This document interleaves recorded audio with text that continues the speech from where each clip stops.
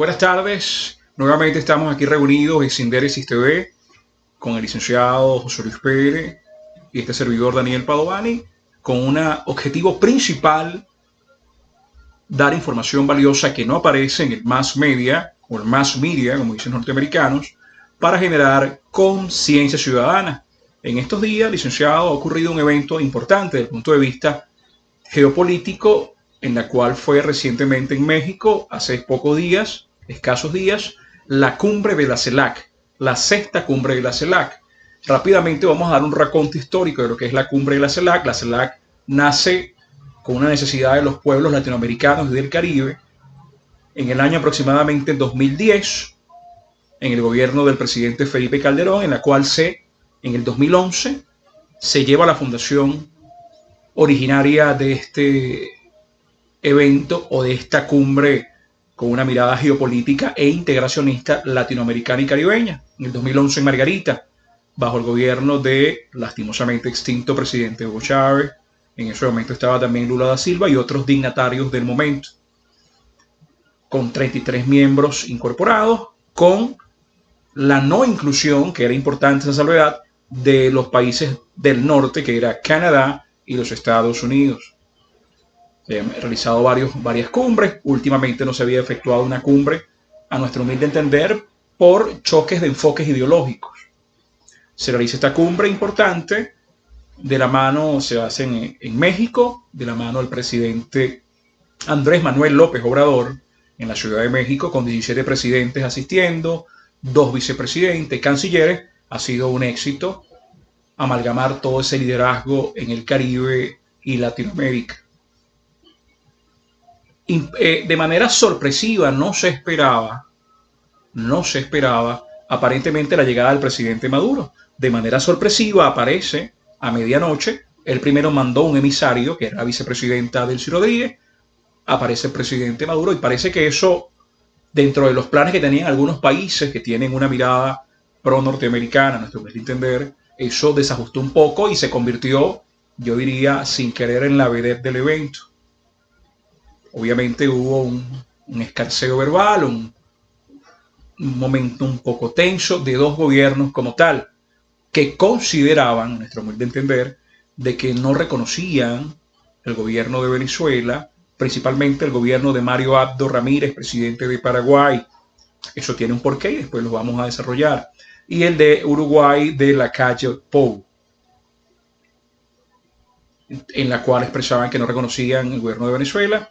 También hacían declaraciones fuertes contra el gobierno de Cuba y el gobierno de Nicaragua. Eso es interesante. El gobierno de Venezuela, a nuestro entender, Maduro, en nuestro humilde entender, licenciado, actuó de forma asertiva y con ponderación. En aras de, más de las diferencias ideológicas, hay que fomentar el diálogo, que es la única manera de que nuestros países salgan adelante. Porque esa mirada, licenciado, de que no te reconozco, eso no compete, creo que no está dentro del espíritu de ese acto diplomático, porque un país no puede decidir si tú eres legítimo o no. Eso lo decide la ciudadanía de ese país a través del ejercicio del sufragio universal, público y secreto de los ciudadanos. Entonces creo que eso era fuera de contexto. Tan es así que los otros 30 integrantes no hicieron opinión a ese caso, lo cual queda sustentado que el presidente Maduro era prácticamente reconocido por la comunidad del Caribe y latinoamericana. Creo que lo manejó de forma asertiva. Lo que no sabía, licenciado, seguramente ya usted lo sabe, que usted es un avisado investigador, que 2 días antes había aparecido Mauricio Claver Arena. La gente dirá: Daniel, ¿quién es ese señor? El señor es el presidente del Banco Interamericano de Desarrollo, el BID, una versión latinoamericana o de este lado del mundo del Fondo Monetario Internacional. Qué casualidad que 2 días antes, licenciado, se había reunido, antes del inicio de la cumbre, se había reunido con el presidente de Uruguay y el presidente de Paraguay. Según los entendidos, van a salir informaciones en flote donde realizando prebendas y ofertas multimillonarias con el firme objetivo, al parecer, dicen las fuentes, de generar una implosión en el acto que había costado tanto trabajo al anfitrión mexicano, el presidente Obrador, pero al final creo que no logró su cometido. ¿Qué opinión usted le merece al respecto? Bueno, a mí me parece que ese tipo de problemas o ese tipo de fase que hay en ese tipo de foros no es lo más conveniente. ¿Por qué? Independientemente de la problemática de la cual se trate, claro, de que si es o no es legítimo, que si, etcétera, ahí lo que se debe buscar es lo geopolítico, el momento. Es decir, ¿qué está sucediendo a nivel mundial? La geoestrategia dicta que en este momento hay dos hegemones, básicamente, que es el hegemón de los Estados Unidos y el hegemón de la China y Rusia. Vamos a poner las dos pegadas, porque si la diferenciamos, nos damos cuenta de que uno forma de la parte de occidental y otra forma de la parte oriental, la parte asiática.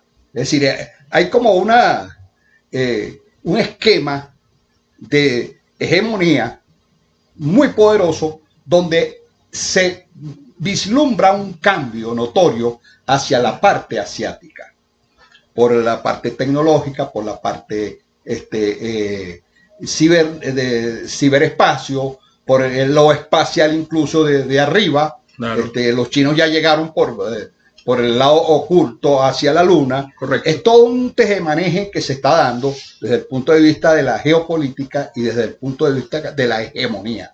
Porque no nos olvidemos que hegemonía significa consentimiento. Es decir, ¿qué está sucediendo? Los países de alguna manera se están dando cuenta, o ya se dieron cuenta, de que la hegemonía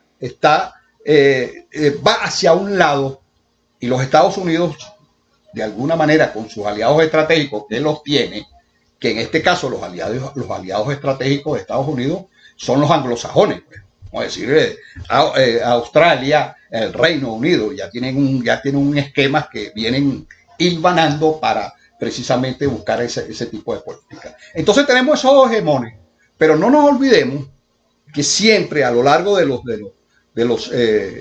más de 500, 600, 700 años de historia, siempre han habido como cinco países poderosos. Un poder que está manejado por 5 países que básicamente venían de la Europa y que después posteriormente se desarrolló el poder de hegemonía en América del Norte, específicamente los estadounidenses, que es el hegemón más fuerte que hay. Entonces, ¿qué se necesita, por ejemplo, para el caso para nuestra región? Se necesita una vocería, porque nosotros no podemos estar desligados, no podemos estar, a pesar de que tenemos problemas unos con otros, pero tenemos una vecindad que tenemos que defenderla. Y si Europa, por ejemplo, que de alguna manera tiene una unión, está perdiendo precisamente ese tipo de potencia o ese tipo de fortaleza, entonces imagínense lo que puede suceder para el caso de nuestra región en cuanto a los esquemas de hegemonía. Porque no nos olvidemos que un mundo que está altamente caotizado bajo toda una serie de problemas, en este caso la pandemia que ha convulsionado al mundo, también tenemos el problema de que las economías están prácticamente apagadas, ahora es que se están prendiendo el fuego, como se dice. Entonces tenemos toda una complejidad. Entonces nosotros no podemos caer, es lo que yo pienso, en un dimes y diretes cuando el problema que hay es un problema de hegemonía, es un problema de que si nosotros no estamos unidos, entonces la conducta, la fuerza de los hegemones hacia nosotros va a ser cada día mayor, pues. Entonces, ese es el tema, pues. Ese es el tema que yo considero y es lo que básicamente este señor, el presidente de México, trata de alguna manera de crear una fuerza sumamente potente para tener una unidad y es en base a esa unidad tener una acción en conjunto desde el punto de vista geopolítico. Así lo veo yo, licenciado. ¿Cómo lo ve usted? No, totalmente de acuerdo con su planteamiento, en la cual ir en bloque como tal e ir en bloque a hablar con los Estados Unidos y Canadá en el ámbito económico, porque sabemos que son países potencias, sin lugar a duda. Entonces es tan importante este evento del CELAC, que prácticamente es la versión actualizada, en nuestro humilde entender, de lo que fue aquel proyecto transnacional o proyecto continental de Simón Bolívar, el Congreso Anfictiónico de Panamá. Básicamente es la versión actualizada en la cual se está llevando a cabo y se ha llevado a cabo, pues, que es una idea originaria de Simón Bolívar, en la cual la lleva al ejecútese el presidente Chávez con otros dignatarios del momento, como tal. Entonces, es importante ir como bloque, hablar con los Estados Unidos. Es tan importante el CELAC que hay un elemento que es importante, licenciado, solamente usted está en conocimiento. La no comparecencia, la no invitación de Estados Unidos y Canadá, por obvias razones, pero sí la participación del presidente de China, el mandarín Xi Jinping, dando un mensaje de aliento y felicitando esta idea asertiva del presidente mexicano de anfitrión por esta unión de la CELAC, en la cual desde el 2014 están teniendo un buen entendimiento con las naciones latinoamericanas y el Caribe, el gobierno chino, entendiendo desde la dinámica de la geopolítica que China es la segunda potencia mundial y la primera en capacidad de compra. Y próximamente en este proyecto chino Made in China 2020-2025 se está hablando que pudiera ya en esos espacios estar hablando de convertirse en la primera potencia a escala global.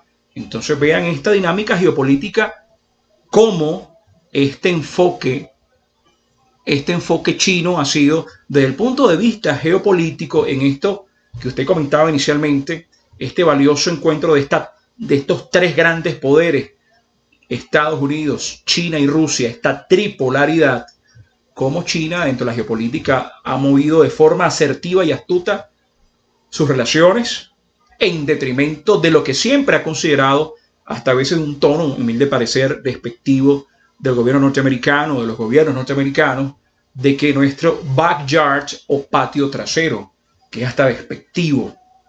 Entonces vean la mirada, el enfoque chino como tal, en la cual respeta todos los enfoques, en nuestro humilde entender, enfoques, políticas, colores o partidos. Es una relación ganar-ganar con esta famosa ruta de la franja de la ruta y la seda. Entonces creo que lo que usted dice totalmente estoy de acuerdo como tal.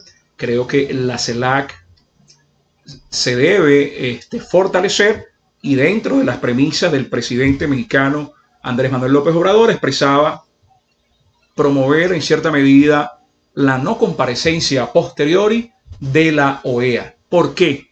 La OEA, varias críticas que han salido de varios presidentes, el presidente Luis Arce Catacora de Bolivia, el antiguo presidente Evo Morales y otros dignatarios de la región expresan con profundo pesar la postura de la OEA, que prácticamente se ha comportado a defender los intereses leoninos norteamericanos en detrimento de toda la América, desvirtuando su idea originaria, que era tender puentes de concordia y entendimiento entre naciones, y no ser parte de los intereses y defensa ultranza de los intereses norteamericanos, en la cual lastimosamente la postura del señor Almagro ha dejado mucho que desear en su manejo diplomático. Como lo decía aquel famoso presidente de una isla famosa, se ha convertido, a nuestro entender, en el ministerio de las colonias.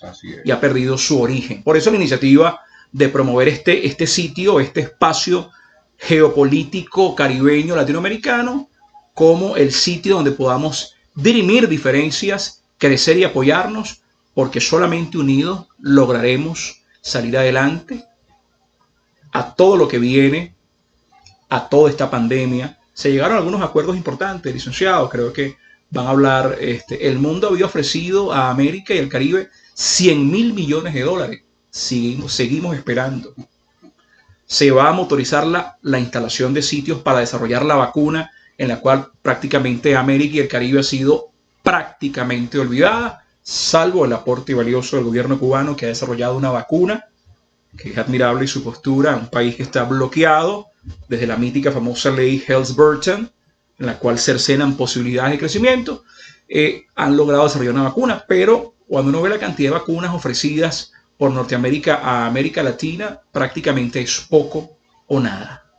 Entonces, bueno, ahí dejamos. Si tiene algo que agregar, de verdad que muy complacido. Sí, sí, muy bien, porque yo creo que usted lo dijo todo en lo que corresponde a la parte de la CEPAL, porque, de la CELAC, porque mi opinión es que debemos mantenernos unidos, porque aún unidos vamos a tener una fuerza hegemónica muy poderosa, pero desunidos, indudablemente van a jugar con nosotros, con todos los países, de una manera tremenda.